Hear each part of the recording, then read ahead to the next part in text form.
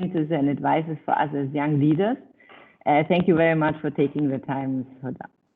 Thank you very much, Heike, and thank you very much for the audience for joining today and making the time to listen to me and exchange notes.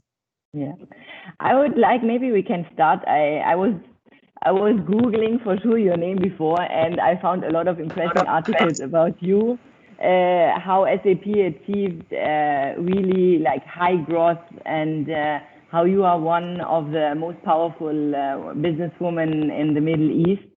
So maybe you can give us a short introduction about yourself and how you came so far, or how you came to this point. Okay. So thank you very much, Heike. As you said, my name is Hoda Mansour. At the moment, I'm the managing director for SAP in Egypt and New Frontiers countries. So New Frontiers is a set of countries with big potential, growing potential. It includes Lebanon, Jordan, Libya, Sudan, Yemen, and Palestine.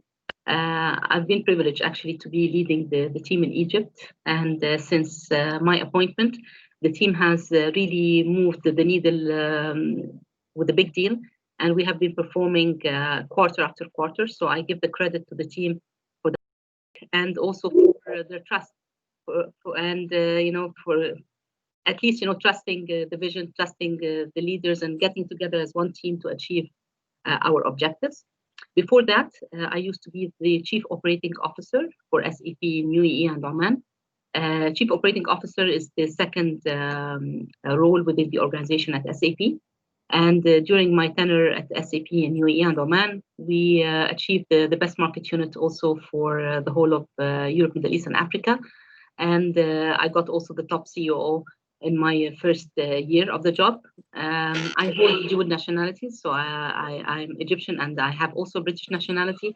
I used to live and work in the UK, and I worked for several multinational companies, including Oracle and Microsoft. So I have a good experience when it comes to technology. I'm inspired with people. I love to have people with positive energy around me. So you'll find every single person in my office has been selected A for the attitude, which is the most important thing for me. It's okay to do mistakes, but it's most importantly, it's the acknowledgement. When you do a mistake, you need to know that you've done a mistake. You need to understand that this is a fault, and you need to put a plan in order to avoid such mistakes in the futures. So it's really quite important for me to be working with teams that radiate energy. I have a very tough job, and without the right attitude around me, it might be draining. And I think this was one of the main reasons for success. So I always, at all times, make sure that I select the right team around me.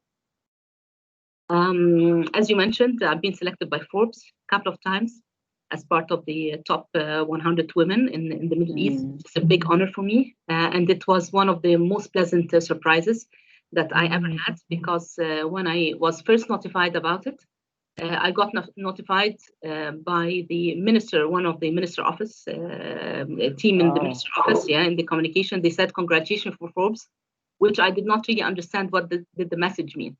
Yeah, so I thought that SAP has got something on Forbes, which is fine. And then afterwards, I got an email from our communications team that I've been selected, and they were pleasantly surprised, and I was, of course, pleasantly surprised. And it all comes back to the hard work that you put in, and being genuine in what you do. So it's about the focus. It's about setting the priorities. You have a limited time during the day, so it's really all about setting the priorities and putting the right focus and having a vision that you would like to achieve. So that's basically about me. Perfect. You are going already to the direction of setting priorities. Like, how does a typical day of work looks like for you? When do you wake up? Do you have a certain routine? How do you schedule your day? Okay, a tough question, but I have also my Yasmin from my office here on the call, which is, I think, is working very hard also to help me set up my day. So my day starts normally early. I try to wake up, have some reflection. So my time for reflection is an important time of the day. Yeah, I just start with a coffee, nothing specific in my mind, just having a reflection and breathing, reflecting what did I do during the last week, what I should be doing, and so on. I try to go also for exercise in the morning, if possible. It depends really on my location because I have to travel between 2 different locations. So if I have facility, gym facility in the location, I try to do some sports, or I try to go to the gym, which energizes me, and then I start immediately my working day. Since the COVID, we are having extensive number of calls, which is almost back to back, which is sometimes tough because meeting people face to face has a different flavor and has a different routine and has a different impact. Sometimes you get to agree with people very, very quickly just by having them face to face because they understand more, right? They can, even from the body language, you understand each other quite quicker. So I try to finish those calls. I try to align with my team on the objectives, and then I keep also some time to meet few clients. So at the moment, we are able to meet the clients, a few of them per week, maintaining and respecting social distancing. And then at the end of the day, which is unfortunately at the moment is a long working day for me, I try to unwind, have some time for myself and my family and my friends as well. So I try to include in my routine also having time to refresh and talk about other topics that are not related to work. Are you 24/7 available, or how do you try to get your free time also and some relaxing time for you? You asked, I am 24/7 available, right? 24/7 available, yes. Like, yeah. Or do you respect weekends or after working hours, or how does it work when you are in this position? Look, in the past, I was 24/7 available, but this is not the right path that I would recommend to people. You need really to put boundaries, and I'm trying as much as possible to be harsh on respecting my weekends. However, for instance, this weekend I have a couple of meetings in the weekends. So unfortunately, while I'm trying to clear the weekends, it doesn't really happen every time. But at least I'm putting restrictions on only priority items or items that I'm not able to fulfill for quite some time that I need to fulfill during the weekend. Whether I would be able to reach that I only stick to the working hours, I don't think with this type of role it is possible at all. Because as part of the role, it comes with meeting with clients even over dinner, having to have conference calls with different time zones. And I also need to respect the effort that is being put from my team when they are working outside of the working hours and they need help. So I'm in many instances, I need to attend to their requests outside of the working hours. The good thing about our role is that it is objective-based. So once you achieve your objectives, normally you can relax, but our objectives are quite tough to achieve, specifically in the time of pandemic. So it would require naturally some long working hours and tough schedule. Yeah. Look, I would like to have the first question of Ahmed Naguib. Maybe you can address your question directly to Mrs. Hoda, if you have the microphone. Otherwise, okay. He's writing, dear Hoda, it's really difficult to take my company from the startup phase to the enterprises phase, especially with using ERP systems. So what is your recommendation to pass this critical situation smoothly? Okay, I don't know much about your business, Ahmed, but let me maybe give you some, at least high-level experience from my end. First of all, you need to understand who is your target clients, right? And what is your value add? What is your key differentiator versus the rest? Versus the rest, I mean your competition. What is your sweet spot? Who is your target clients? And once you identify those elements, you can put a vision and you can put a plan to reach this vision and work hard for it.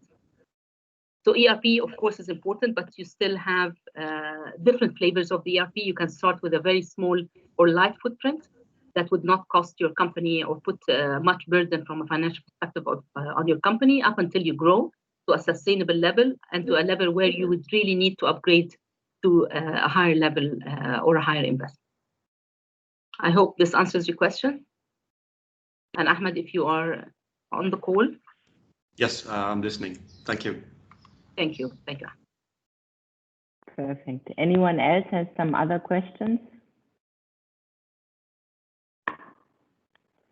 Okay, maybe I will ask you also some different questions. You know, like for me, a personal question is, what is your opinion about the glass ceiling?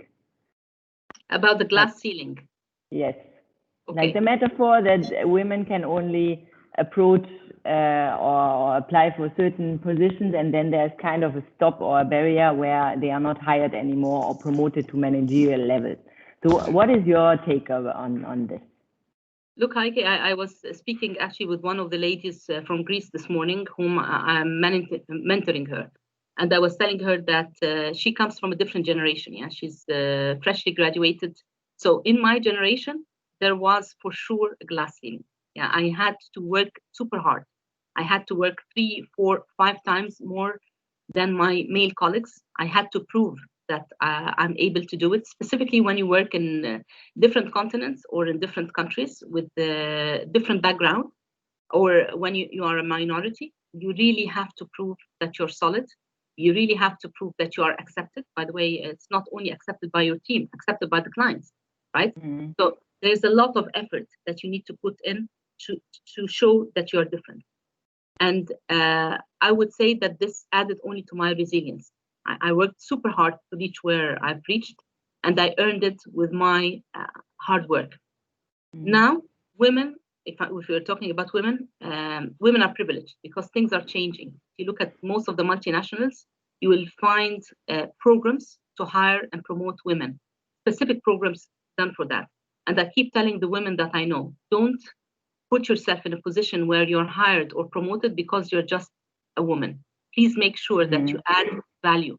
Don't put yourself in the frame to be labeled that you have been set in the position to fulfill a KPI. That will not be good for you, and it will not be good for the career as well. So things are improving.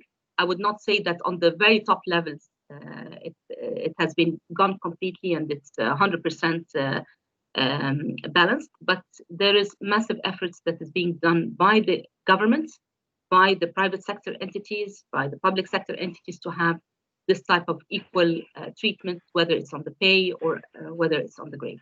So things have improved, and I wish that they will improve more. And if I look for Egypt, at Egypt, for instance, the number of ministers that female ministers that we have at the moment in the cabinet is quite impressive. Specifically, that each and every one of them is providing real value to the position that or the assignment that they are having. Right. You were just mentioning that you are also giving mentoring sessions. Do you mentor female and male employees differently, or you give them the same input? Is there a difference for you? When I go in a mentoring session, I don't really think about female and male. Maybe a little bit of my background. I was raised, in a family that did not really differentiate between female and male. Maybe we were only 3 females as sisters, siblings. So I didn't have a brother, but I went to a mixed school. And in my school, it was always gender blind. There was no separation or segregation between men and women. So it was mixed the way that I was brought up by my parents. They did not make me feel that I'm weaker, that men has a different privilege or have a different advantage. On the contrary, they always encourage me to learn. They encourage me to travel. They encourage me to always voice my opinion. And this comes from my mother. She always told me, you absolutely have to voice your opinion. If you find something wrong, you need to raise your hand. And I would say it in Arabic. Maybe she always say, "La madaa haqqa wara'a mutalib," which basically means that if you have the right, you have to ask for the right. You have to ask for it politely and in the right manner. So yeah, that's basically it on that point. Perfect. I would also like to encourage you to ask your questions in Arabic. I don't have any comment because أنا بتكلم عربي شوية كمان بس يعني بفهم كل حاجة الحمد لله. Bravo. Well done. That's impressive, huh? So please just go ahead. بس مكسوفة شوية بالعربي بس يعني بس كده. You should not.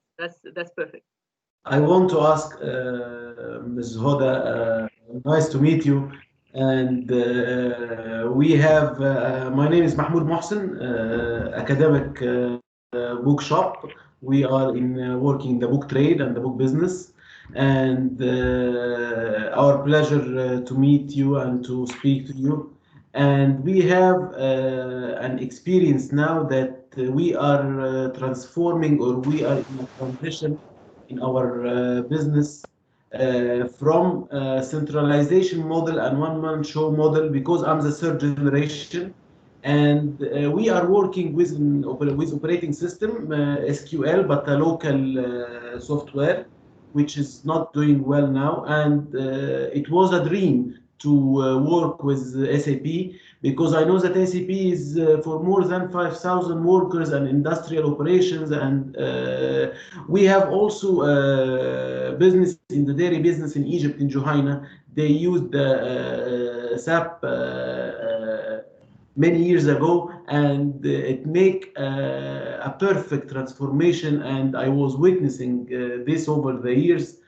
And in the book trade, in the book business, now we are in the transition period, but we need to ask a question that yesterday we have advice from one of the certified partners with SAP in Egypt, and they told us that we need to sign and to start immediately. But I told them that I'm preparing myself now by managing and establishing my human factor hierarchy for the employees before go to the implementation.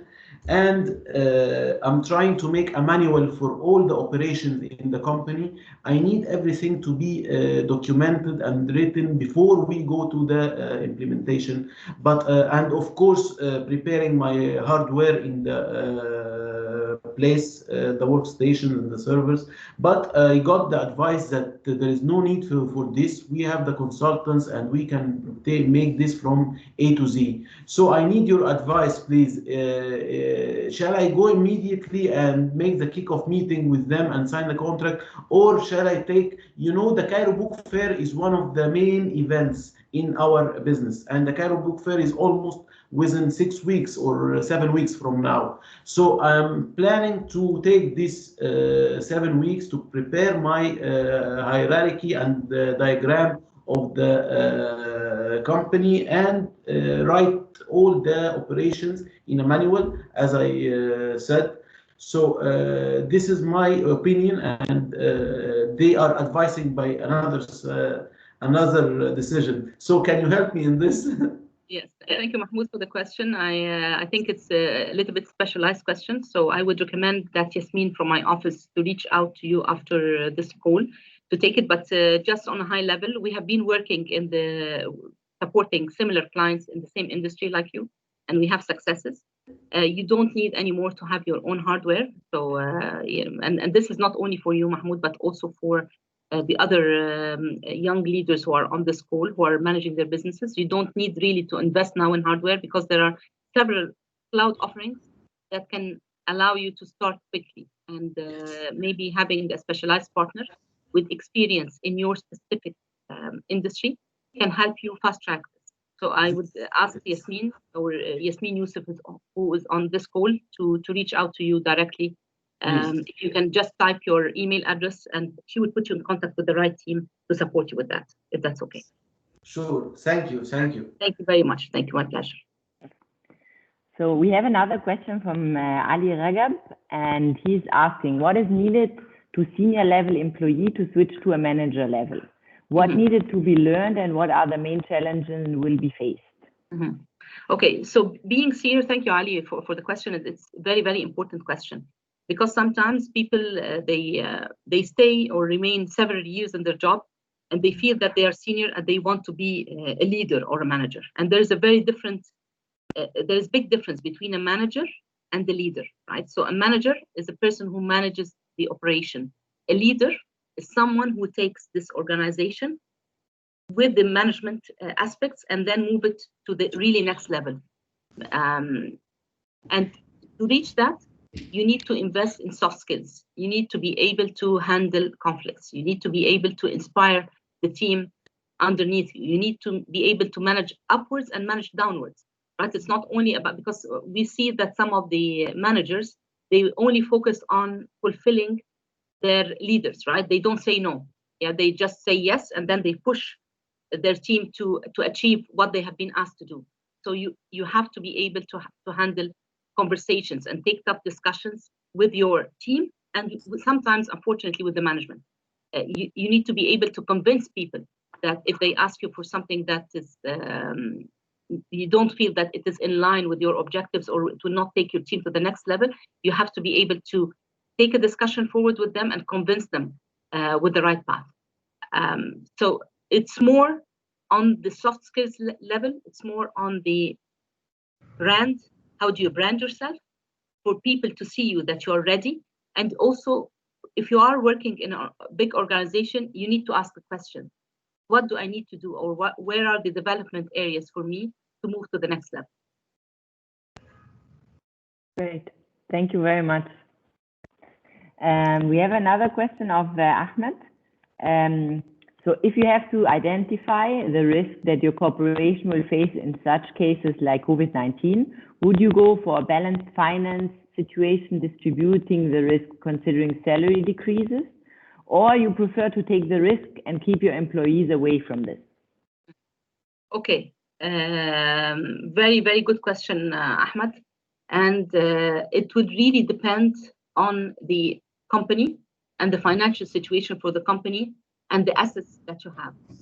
And assets here, I'm referring to the people side. For instance, in my industry where I'm working, people are the most important asset. In addition to the IP that the company, we are a software business, so we depend on people and we depend on our IP. So for instance, I will give you an example, but this example cannot be compared to other businesses. We did not reduce people's salaries. We did not increase people targets. On the contrary, the company has decided to reduce the targets for the employees to help with the COVID situation. Whether this can be implemented in entities or in companies like Egypt, I don't believe it can be, because it would require very solid financial situation to do so. So what you really need to do is you need to identify your key assets within the company. If you are able to give them stake in the company, so for instance, like a 1% for only the key talents, so that they feel that it is their own company, it's their own baby, you know, their success is absolutely linked to the success of the company. If there is an impact, it will impact everyone. So something in that line, you know, would really help you address COVID-19 situation. And by the way, I have to say that when COVID came, we had, or at least, you know, for myself and the leadership team, I was impacted mentally, to say the minimum. You know, I was not impacted luckily by COVID, but at least mentally, because I was scared. You know, I was never confined to my house for such a long time. And by the way, you know, I left Egypt to travel to my mother just 2 days before the lockdown, and then on the basis that they will lock the borders for 2 weeks, and then I ended up staying outside of the country for 5 months. So, and I was staying in the United Arab Emirates, and the lockdown was severe to the extent that we were not allowed to leave home without getting a pre-approval from the authorities to leave home at a specific time, at a specific hour, to go to a specific destination and then come back. So it was not as relaxed as Egypt. And you can imagine that having this type of restriction on someone who has never faced this before comes with also mental stress. So I decided together with the team that we will handle this differently, and we will handle it to the extent that we get the maximum benefit out of the situation. And I think, again, it all reflects on the mental resilience that we had as a team. We ran programs like virtual breakfast that we're doing up to this moment on weekly basis to give an opportunity for the team members in the organization to present a topic of interest to them. And by the way, listening to this topic of interest, energizing the team and listening to each other helped us all lift our spirits and helped us all be more determined and more focused to what we're trying to achieve. So I would believe that your organization would be smaller than ours if you have those regular touch points with your key members or with the whole organization. If you're able to do so, listen to them, listen to each other, and let them identify where they believe that there is an opportunity. Let them help you lead the path forward and come up with ideas and reward them for the ideas that they come up back with. Great. Thank you. Thank you. Any further questions for the time being? I will maybe ask also, what was the best advice you received? Best advice far. that I received so far? Yeah. Okay. There are so many advices, but maybe being humble, or the way. Sometimes, of course, the situations mandates that you have to be firm, right? Being firm is one thing, but also you need to be humble. You need to know that whatever you have achieved could be temporary, by the way, because we've seen a lot of leaders who went up to the careers and then there would be a point where things would go decelerate, right? So you need always to be humble. You need always to think of the next steps. You need to put things into perspective, okay? And you have to have a brand. You have to have a brand that people would identify you with and respect you for, right? Whether this brand is being fair, whether this brand is being solution provider. There are so many brands that you can mention, but having the brand and working towards amplifying this brand is vital. And always respect your word, because this is very important. Have respecting the word and respecting the promise would only drive respect back to you and drive value to you. Like actually, I'm sometimes kind of branded to be too kind, but for me, kind is not a weakness. So I'm still struggling here, and especially in Egypt, because usually people are telling me you need to be more tough. But in the same time, if my employees are achieving the same things when I'm kind, it's for me a better compliment and the better way of doing business. But it's sometimes not. It's sometimes hard to be kind and be considered as also a strict manager in the same time. Like, this doesn't mean I'm not strict when it comes to rules. I'm German still, like my kind of rule set is quite big. So, well, if people are not taking advantage of that, because in the beginning, when I started my career also, I was very kind, but sometimes people do take advantage. And unfortunately, because of the move from one role to the other, I had to be firm. And sometimes you really, really need to be firm, right, in setting what you accept and what you would not accept, because sometimes people would put pressure on people who are, okay, forgiving. We've done this mistake. It's okay, by the way, to do mistakes again, as I mentioned at the beginning of the call, but as long as people are not abusing, because sometimes people would tend to dump things on you, knowing that you will look after things, you will fix it, and they go into the relaxed or careless zone. So if people are missing things because they are in the learning phase, and you can accept the learning phase, because it's not putting too much pressure on you, then it's fine. But if people are just being careless or abusing the kindness or something, then you really need to switch to firmness, because it is quite important for your health and for the success of the wider team as well. Right.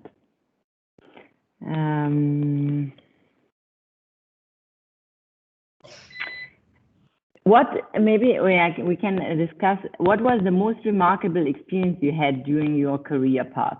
Like, was there something where you feel, okay, like this situation really changed me, or changed the way I passed certain difficulties? Was there something like a really impressive moment where you feel like this changed me a lot? Yeah, there were several incidents that I would not feel comfortable to talk about publicly here, that I had to stop and say, no, And by the way, I had to say no to my leadership. No, I will not go for that. And this is not the terms that I would accept. And it was, by the way, two different moments. And those moments were very, very important in my career, because at those times, I did not have alternatives. You know, I did not have an alternate role, for instance, but I still opted to say no, because I felt that what is being, the way things have been handled was not up to my expectations or what I can accept. Yeah. And luckily enough, in the first moment, which was a very tough moment, I managed to establish what is right. It was accepted by my leaders, and I got note of respect, you know, after this tough moment has passed, which is something that I'm very, very proud that I've insisted to do. And again, you know, it comes back to my mother, who was always telling me, لا ضاع حق وراء مطالب. The other moment was also a tough moment for me, and I felt that I need to have a stop, because if I do not do the stop, then I will be just, you know, things will be dumped on me without,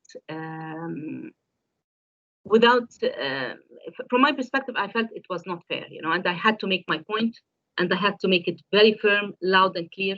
And since then, the behavior of the person has changed. And again, it moved towards respect. So it's identifying moments. Of course, you know, as any other person, I faced a lot of challenges. I face challenges on a daily basis, by the way. And maybe because my work is very tough, you manage teams, you manage things upwards, downwards, horizontal. It's a matrix organization. So it's a very, very tough setup. I would not stop at every point. Only in those two moments in my life where I said, no, you know, you have to make a stop here. I do not regret that I've done. But it was quite serious for me, because if things would have not gone in the right direction, maybe I would have lost my role without an alternative, which is fine, because I would have found another job, but maybe not immediately. Great, thank you. There's another question. What is your advice for future CEO with the right study to start now to be ready for this position? Okay, I would advise anyone who's aspiring to be CEO to focus on the soft skills, to focus on how to inspire and lead, and how not to get impacted with the noise that's happening. There's a lot of noise that is happening in our daily lives, because of maybe the invasion of communication, the way we work, environments around us, COVID-19 situation, fluctuation of currencies. There's so many things that are happening that can distract. Family reasons, of course, family, friends, and obligations, and so on. So what you really need to do is to have a focus, and you have the path, and you focus on the soft skills. So focus, if you have the study, if you have the experience, it's only about the brand, inspiring people, leading people, making sure that you achieve your objective, and you have a record of success, that people would see you successful. People would trust to put you in situations, even if it's a new situation or even it's a new role, because you have proven to be successful in previous roles that were new. Thank you. Thank you so much. Now, there's a question. What is your advice to someone who is starting their career path? Yes, this is from Natalie. And Natalie, thank you for asking the question. Again, Natalie, for instance, I will go for a specialized or a specific response to her, because I know that she was super well educated, right? So you really need to identify, where do you want to see yourself in 5 years, 10 years, 15 years? Don't let the time pass just being in the comfort zone. Where do you want to move, right? Do you want to continue what you're doing? Do you have other aspirations? Do you want to grow in a specific field? So you need to identify what is the ultimate career, or where do you want to see yourself in 10, 15 years, and then design a plan for that. Mahmoud is asking, I would like to ask about the current integration which is going on right now between the government with all its facilities like taxes and insurances, as you heard that the government want to reach a digital transformation. Correct. So Mahmoud, you're absolutely correct, and the government is focused actually on digital transformation, and there is a massive plan around that. It's called Masr Raqamiyya, or Digital Egypt. And with the plan comes big transformation, whether from the tax side, whether from operations within the government, whether from using advanced technologies like artificial intelligence to improve the government of efficiencies, or to transform the way the government does business. This, in my perspective, will bring massive opportunities for the private sector. Yes. Why? Because everyone, Egypt, in the first place, is a very young country. 60% of the population is below the age of 30. So it's a massive asset for us. If you compare Egypt to Europe, for instance, in some countries in Europe, Egypt is a dynamo from assets perspective, in terms of skill set, in terms of resources, in terms of number of universities even, although sometimes we criticize the education system in Egypt, but I can tell you, I was educated in one of the normal universities. But again, it's all about the resilience. You know, you take your education to the next level. You are serious about this education. And with the transformation that is happening, a lot of businesses will thrive and will survive around what the government is doing. And I have to praise what's happening here, specifically in the COVID situation, because I'm based between United Arab Emirates and Dubai and in Egypt. We've seen a lot of investments in the UAE being put on hold because of COVID, and I have not seen such action being taken in Egypt. On the contrary, you know, if you speak to the ministers, each and every minister is focused on their agenda, is focused on moving ahead full speed in achieving their objective, and is focused on digital transformation. So the ministers themselves are talking about digital transformation agendas, which is something that I have to say we should all be proud of. And I'm confident with that direction and with the skill set that we see now at the ministers level, that things would change to a much better position for Egypt. Yes, thank you. We have two further questions. One question of Mustafa. He was raising his hand. Please.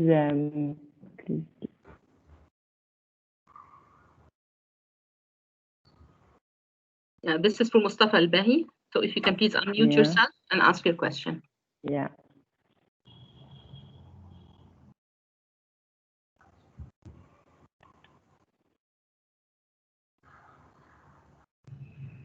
Okay. Maybe he raised his hand by mistake, and I have info. Okay. Yeah. Yes, and then also Sharif Nada wanted to ask a question. Sharif, are you here? Or was it also?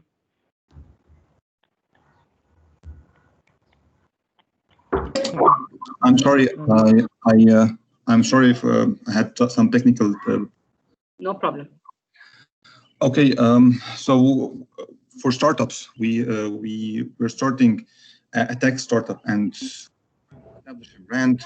We're trying to get our tech, our AI tech, known and understandable to the Middle East markets, and of course we know that our startup is starting in a very hard time in getting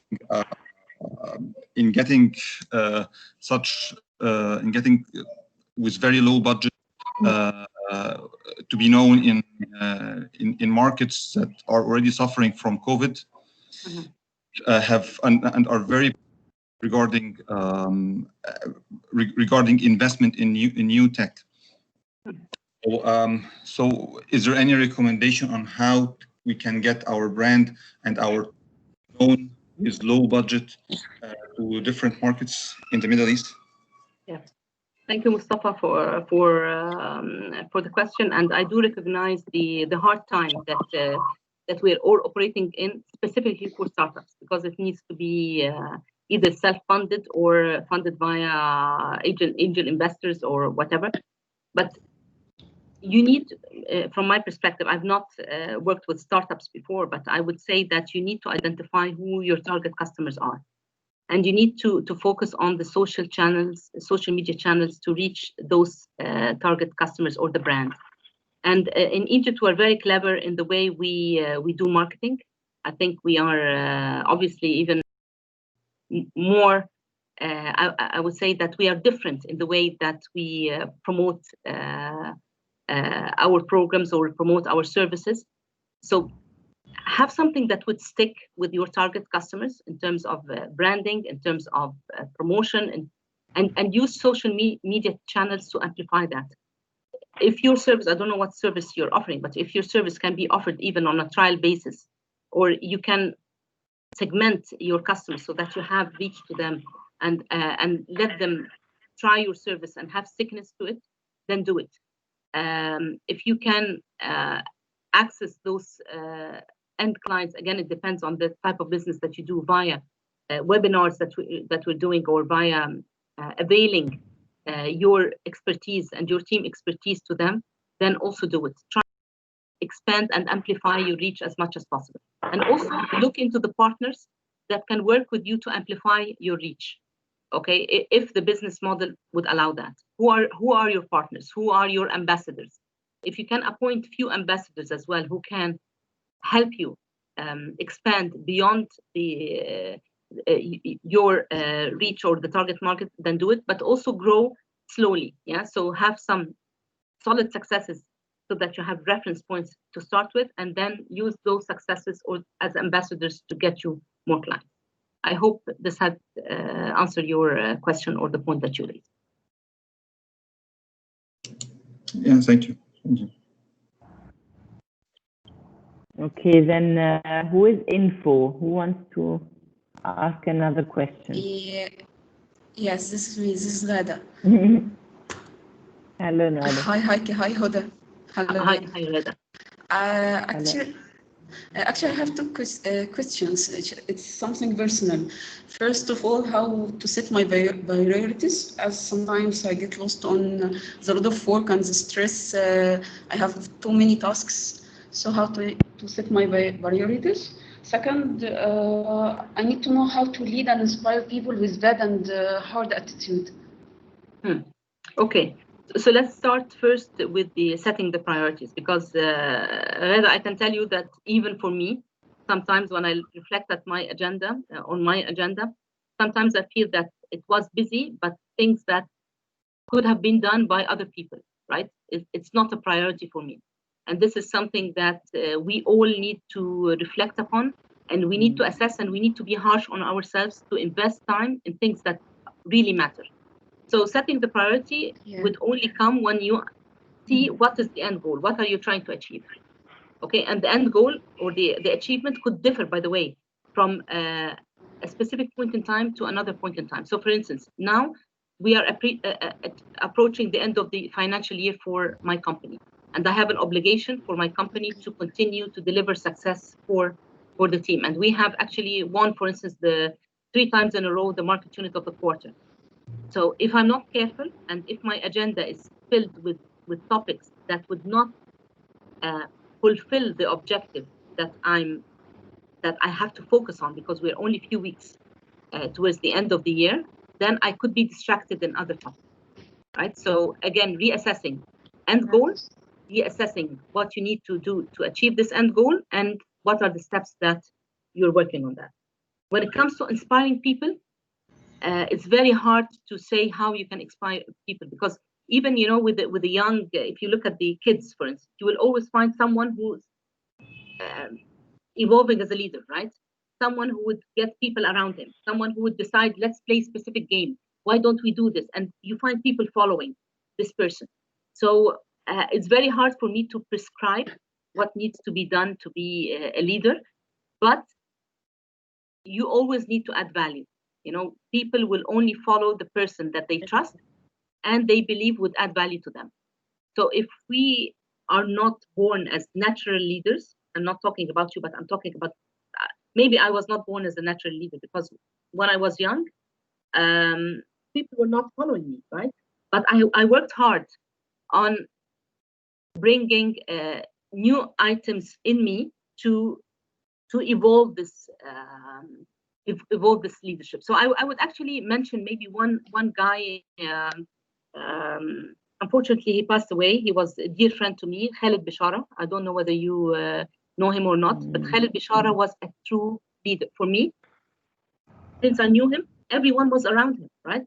He had his smile. By the way, Allah had his smile. He had his mind. He had his eyes that were just radiating energy, and people trusted him. And he had also the value that he brought to the organizations that he was working in. So mixing the DNA that you're born with and amplifying this DNA with hard work, with experiences, with so many things would really help you be a true leader. And by the way, Khalid had.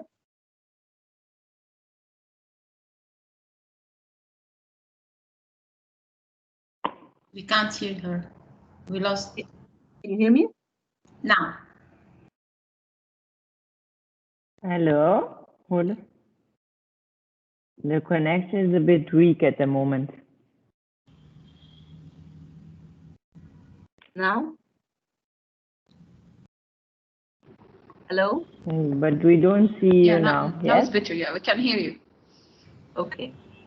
So I was just giving an example of leadership. And sometimes people are born to be leaders, but in any event, you need to bring value to the team that you're working with to continue to be respected as a leader. So I hope this answers your question. Yeah, that's great. Thank you so much. Thanks. Okay, do we have further questions?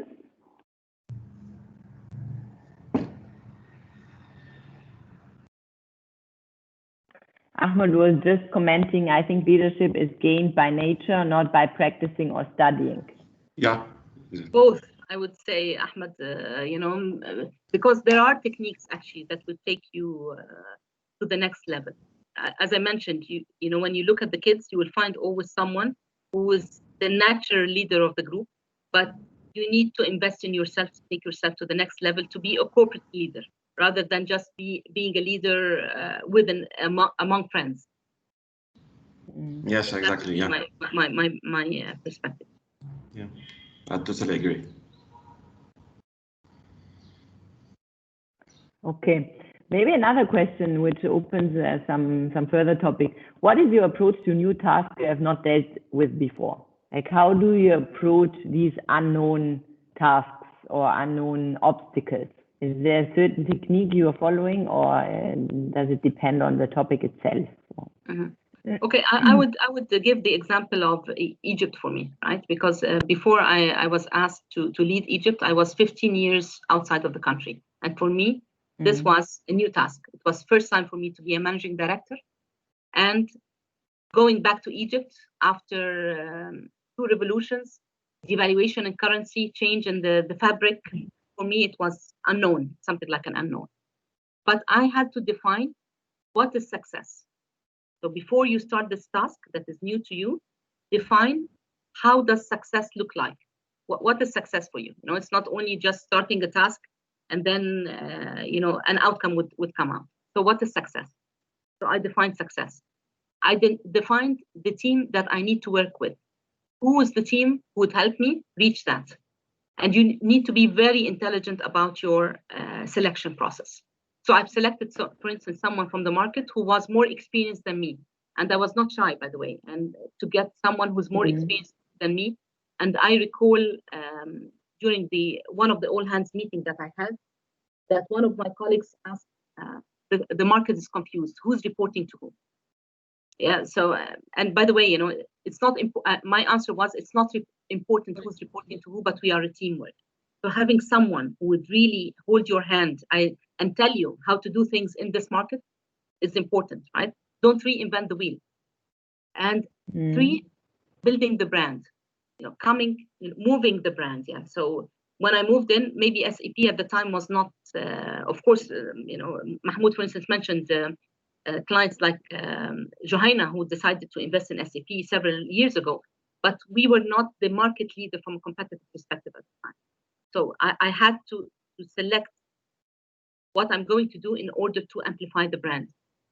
And this is how I dealt with it. So defining what success looks like, defining the team who would take you or who would be with you during the success journey, listening to the different team members, because I sat with every single team member to understand their challenges, to understand their asks, and to get to know them better. So know your team that you will be working with, so that you will not be asking people with things that they cannot achieve. Right? Sometimes I come with a different experience. Right? Does this mean that everyone will be running with my same level? No. Yeah. And by the way, I learn from them as well, because I have to listen. Sometimes I ask the question, why is this not happening? What is preventing you from doing this? Because maybe the person does not understand, or maybe the person is lazy. Yeah? So what is preventing you from doing that? And just continue to run and revalidate while you're running. Check, are you running in the right direction? Because sometimes I tell my team, we are running, but we're running in the opposite direction. Sometimes, people are working very hard, running, they're working in the opposite direction, or maybe they're just taking a very long, run to reach the objective, while the objective is just in front of you. So while you're executing, you need to revalidate. Are you really working to reach your objective, or are you deviating and you need to come back to focus on your objective? So true, really. Yeah. Okay, we have another question. Yeah. We have another question of Yasmin. Yes. Hello, Hoda. My question is how to stay motivated during tough times. Yeah. It's also a good question, really. Yeah. By the way, thank you, Yasmin, for the question. Very, very important question, because motivation from within. By the way, yeah. I can tell you the number of times I might get frustrated during the day. Too many, right? But again, it's all about the mental state. This is what I want to achieve, right? And no matter what, I will stay motivated and will continue I will continue my path. So sometimes I tune out things that would frustrate me. But also I need to reflect, okay? Why am I getting frustrated? Why is it something that I do not like, in my job? Because it's very important also to do what you really like, because our jobs are very difficult. So if you're not doing something that you like, be honest to yourself and see if you can change it. It doesn't mean that you will change it immediately, but you really need to do what you like so that you excel and continue to be motivated. If you're pushing yourself for the job every day, oh, I hate this job, I do not like it, but let me put a smile on my face and try to do things, I don't think it will work in the long run. It can work because you need the job, but it will not work for you to advance in the career or to continue to be motivated. So Yasmin, we can discuss this at length together, and I'm happy to give you an advice, because Yasmin is also from my office. But you need, the most important question is that, are you doing something that you like or not? Okay, that's number one. If you're doing something that you like, it will help you keep motivated. Every single person will have ups and downs. It's not, we're not living in heaven, right? So there are ups and downs from financial perspective, personal perspective, work perspective. So you need also to be resilient, and you need to focus on achieving what would fulfill you, basically. Perfect. Thank you so much. I think the time is running out, unfortunately. It was really, really an inspiring session. Thank you, Ms. Hoda, for your time and your very valuable advice. Like, it was really a nice morning for all of us, I believe. Thank you very much. And I thank each and every person who attended this session. I hope, I gave you some of my experience that is of any value to you. Thank you very, very much for this session. It has been an honor to be with you. Thank you. Thank you. Thank you very much. Have a lovely day, Yahad. Thank you, Hoda. You too. Thank you for your time. Bye-bye. Thank you. Take care. Bye. Bye-bye. Bye. Bye-bye.